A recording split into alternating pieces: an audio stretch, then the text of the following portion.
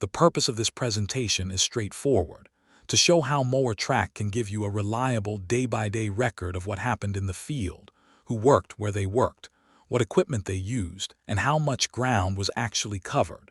You already have the physical capability to perform the work. The missing layer is operational proof. At utility solar scale, memory, handwritten notes, and end-of-week estimates are no longer strong enough to support payroll, production decisions, equipment planning, and client reporting. MowerTrack is designed to create that ground truth. And to be clear, I am not asking you to buy a fleet of devices today.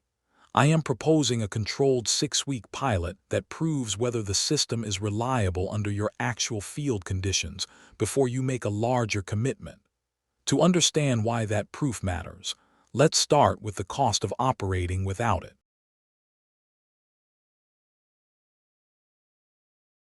In a small operation, an incomplete time card or an uncertain acreage estimate may be manageable. Across large solar sites and multiple crews, those small gaps compound into real financial exposure. First is payroll exposure. If time records arrive late or cannot be reconciled to site activity, the business is paying for reported time without a consistent way to validate the work behind it. Second is production uncertainty. We may know a crew was present, but not precisely which zones were completed, skipped, or partially cut. Third is approval friction.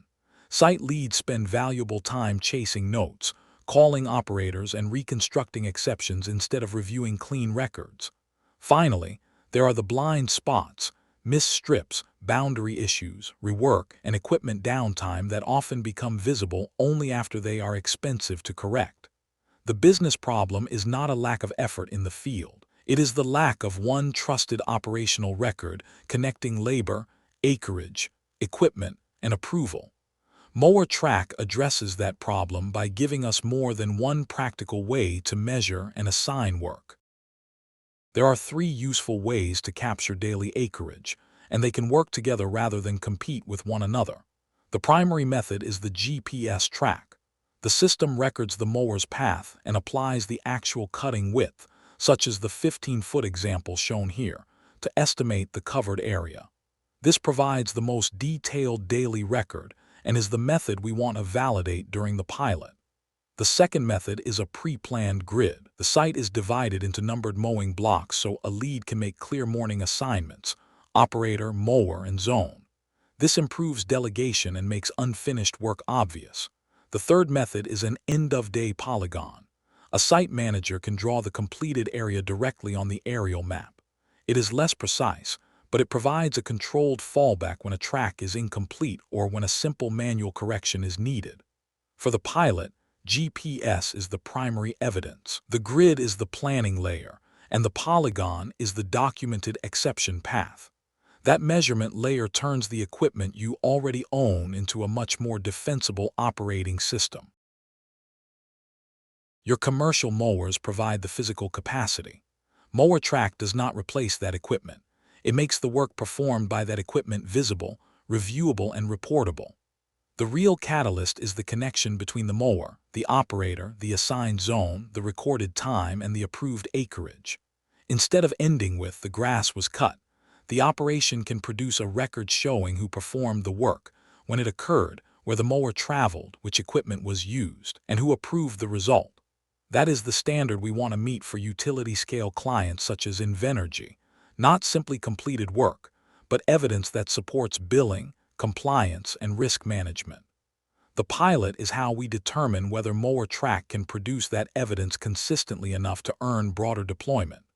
The system only works if operators can use it without slowing down production, so the field experience is intentionally simple.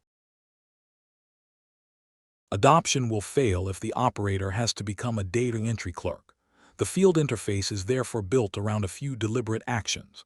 At the start of the shift, the operator selects the assigned mower and zone, completes the required checks, and taps Start Mowing.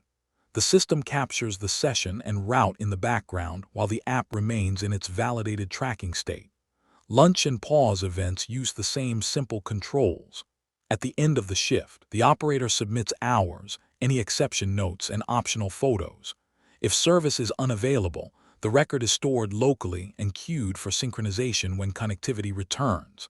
The goal is less paperwork than the current process, not more. The operator performs a few clear actions, while the system creates the detailed record automatically.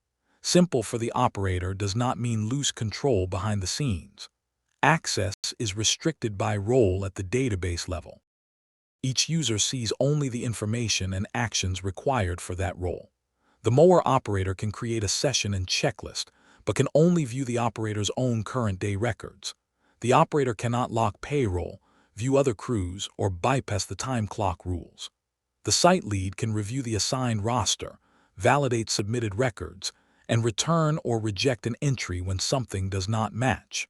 The lead cannot access other sites or company-wide exports. The business owner has the broadest authority. System administration, overrides, payroll locking, global exports, and access to the complete audit history. The important point is that these controls are not based on hiding buttons. Supabase row-level security enforces read and write permissions at the database level. That means the security model follows the data, not merely the screen. Those role boundaries support a clean three-stage approval process from field activity to payroll-ready data. Every work record moves through three controlled states. At Tier 1, the operator creates the draft, tracks the session, and submits the daily record. At Tier 2, the site lead reviews the map, time, acreage, checklist status, and any exceptions. If the lead changes acreage or hours, the system requires a note explaining why. The record then becomes lead approved. At Tier 3, the owner performs the final audit, locks the approved period, and exports the payroll-ready data. Every status change, adjustment, approval, and return is timestamped and tied to a user. The value here is accountability without ambiguity. We no longer have to reconstruct who changed a number or why a record was approved. The history is part of the record. This integrated workflow is also why generic fleet trackers are not a complete substitute. Paper has one advantage. It works without a signal, but it does not calculate covered acreage, connect inspections to session start, or provide a controlled approval trail. Standard fleet trackers solve a different problem. They are designed to show where a truck or asset traveled. They typically measure distance and location, not the actual area covered by a mower deck, and they do not naturally include the operator, site lead, and owner approval structure shown here. MowerTrack is purpose-built around solar vegetation operations. It combines offline capture, acreage calculation, role-based approval, equipment checks, and client reporting in one workflow. The competitive advantage is not simply a dot on a map. It is the operational chain around that dot. Once those pieces are connected, management can see both production and exceptions in a form that supports real decisions. This slide illustrates the management view we are working toward.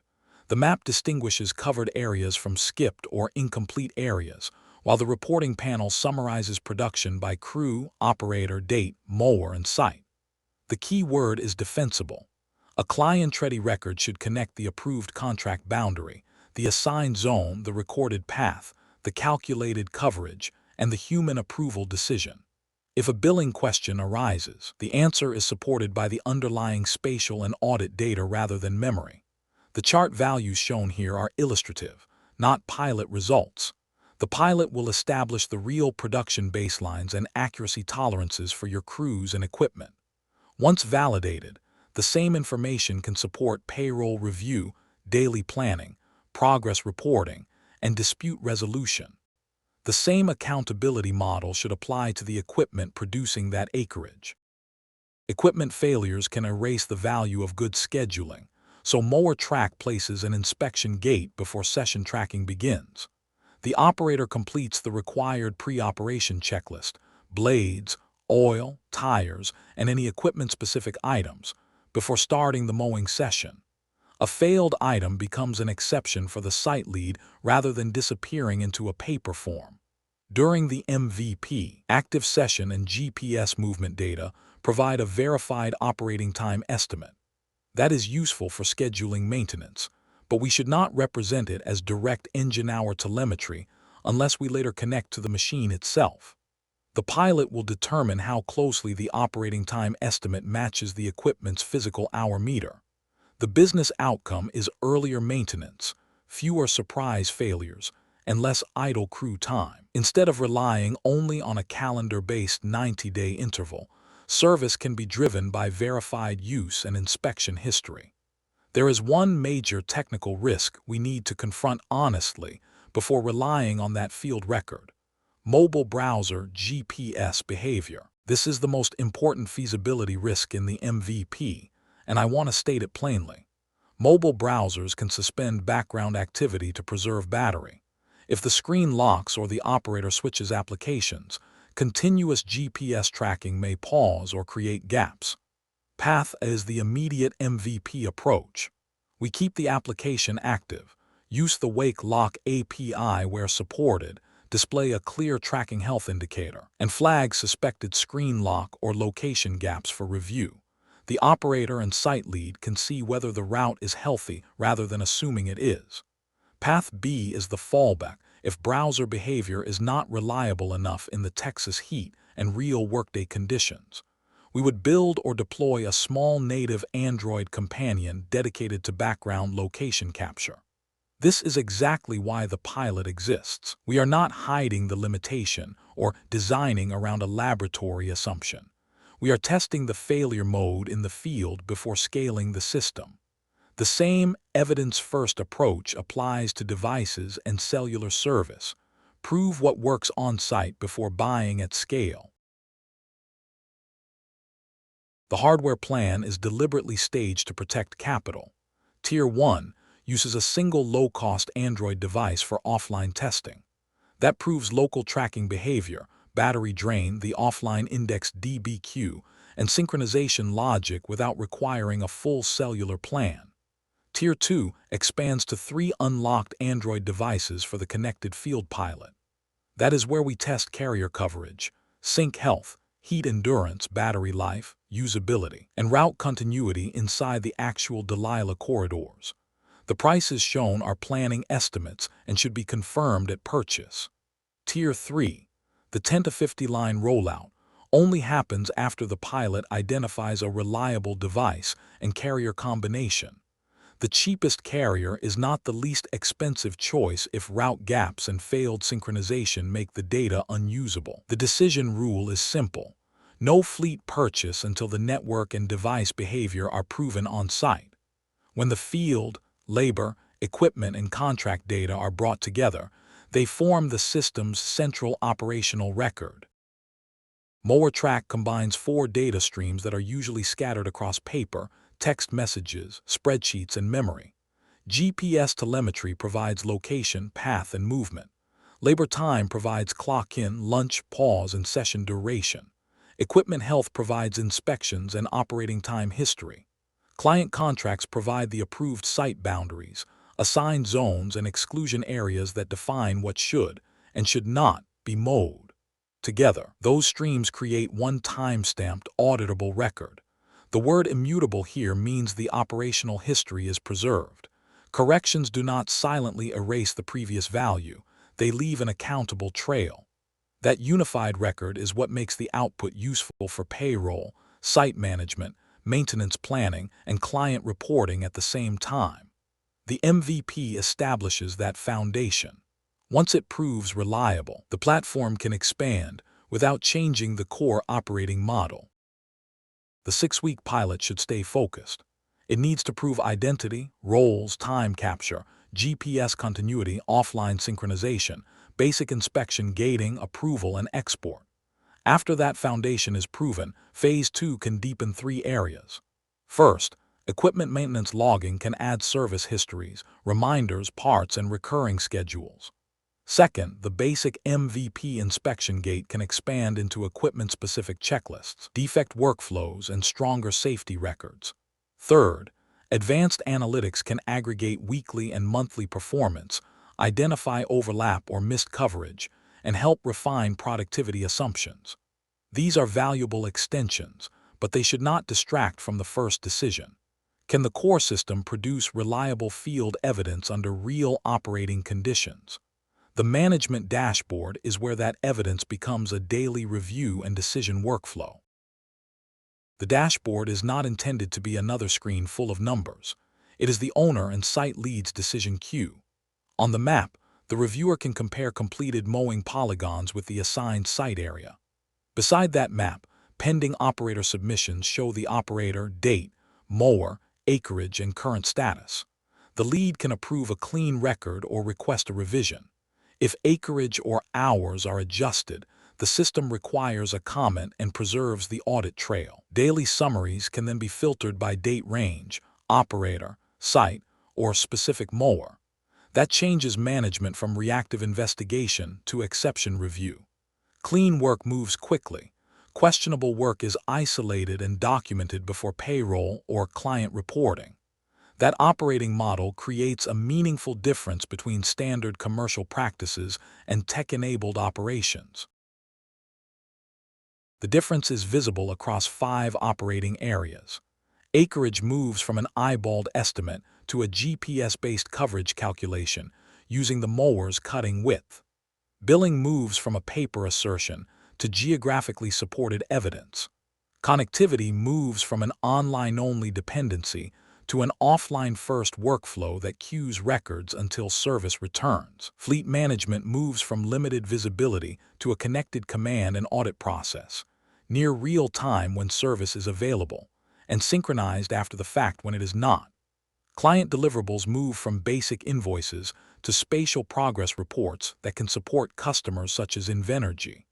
I would describe the resulting billing record as substantially more defensible, not unassailable, until the pilot establishes accuracy, correction rates, and field reliability. The value proposition is stronger proof with a controlled human review process.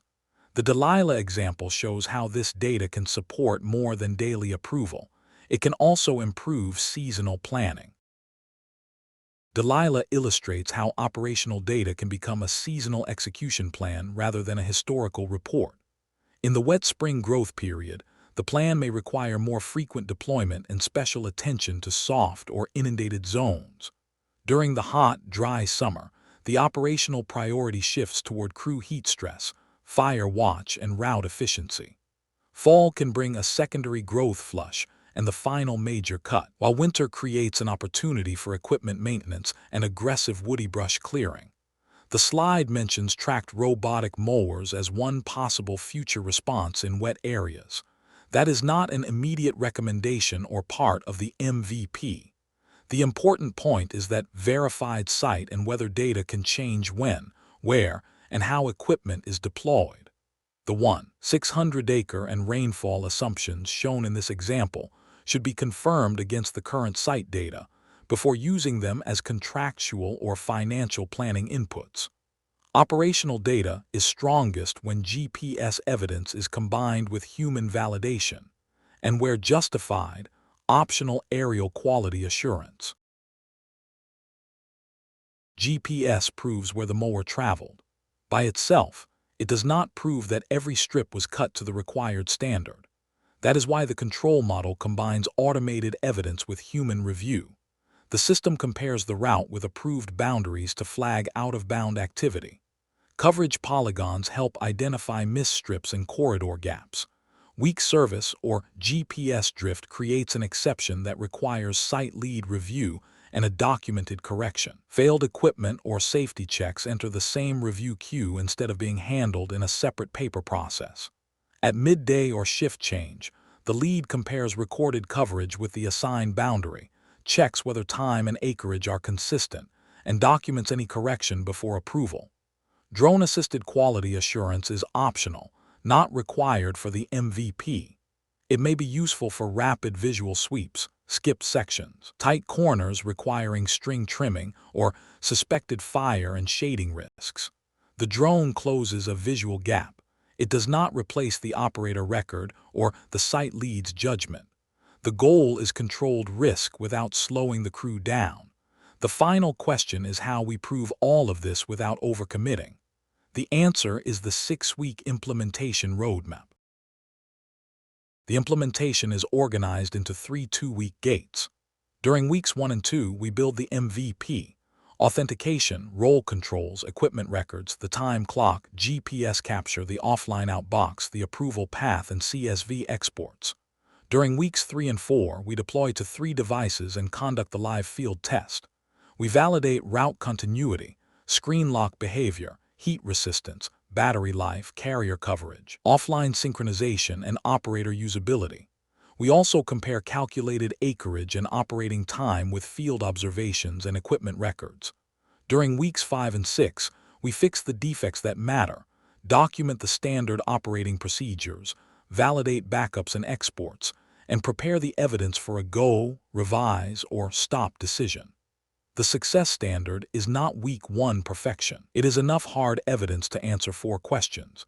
Is the route reliable? Is acreage accurate enough for operational use? Will operators follow the workflow? And does the resulting record save enough time and reduce enough risk to justify expansion?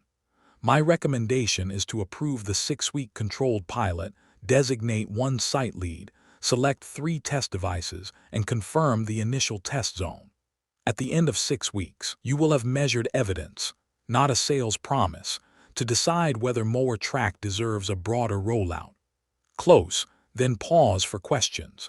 If Michael agrees in principle, move directly to naming the pilot lead, devices, and test zone.